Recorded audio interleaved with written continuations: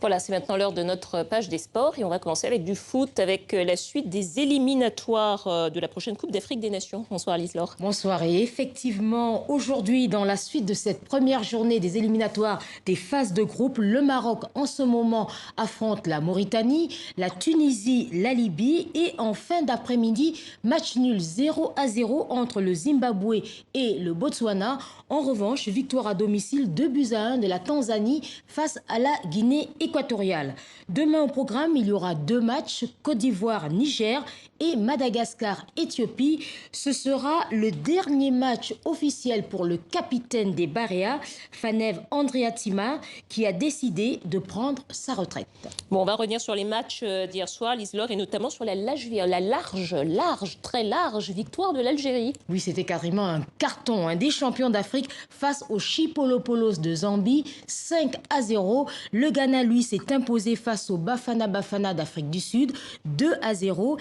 Et à Bamako, dans le derby ouest-africain, le Mali a été tenu en échec par la Guinée, 2 buts partout, 2 fois mené au score par les Aigles sur des réalisations d'Adama Nostraoré et de Sékou Koïta. Le Sili a recollé au score grâce à Nabi Keïta et Ségou Kondé qui marque son premier but en sélection. On écoute au micro d'Aruna Sissoko les réactions d'après-match. On a tout donné sur le terrain, on voulait avoir la victoire, mais bon, on a un point positif, donc c'est pas mal, ça peut aller.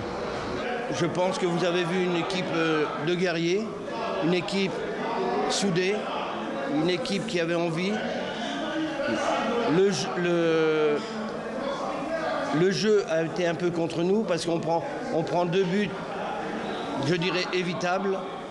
Mais sur la finalité du résultat, on peut se dire qu'on est heureux de reprendre un point ici à Bamako. Alors on retrouvera donc dimanche le Mali face au Tchad, tandis que la Guinée à domicile recevra la Namibie. Et puis toujours hier soir, la RDC n'a pas réussi à s'imposer à domicile. Non, 0-0 entre les Léopards et le Gabon. C'était pour les 2 sélectionneurs de ces équipes, Christian Sengui et Patrice Neveu, leur premier match officiel. Les Panthères ramènent 1 point de Kinshasa avant d'affronter dimanche soir l'Angola. Et la RDC, elle, est déjà sous pression car en début de semaine, elle ira affronter la surprenante équipe gambienne, victorieuse à l'extérieur face aux Palancas Negras angolaises, 3-1. On écoute l'analyse des 2 entraîneurs à la fin du match. Frapper, engueuler les joueurs, on est déçus parce qu'on se dit tiens, il y a un moment donné, on aura une occasion.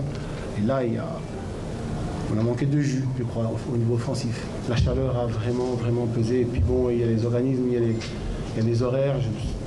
Les joueurs viennent 2 jours avant, parfois ils viennent de manière en cascade comme ça, et ça ne fait pas le bonheur des entraîneurs de pouvoir compter sur une partie des joueurs. Et ça s'est senti, aujourd'hui c'est senti. Je ne veux pas chercher d'excuses, mais il y a quand même des raisons à cela.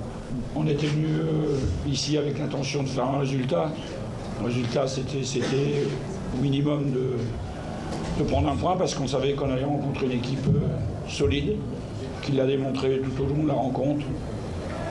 Il y a eu de l'intensité. Après, les 2 équipes ont certes par période, je dirais, souffert de la chaleur. Je pense que sur le match, notamment sur l'occasion finale, notre buteur Pierre-Emerick tombe face au gardien qui fait un super arrêt. Je pense qu'on aurait pu clore la rencontre ainsi. Maintenant, on est quand même content d'avoir fait un résultat positif ici. Pour nous, c'est un résultat positif. L'équipe est en reconstruction.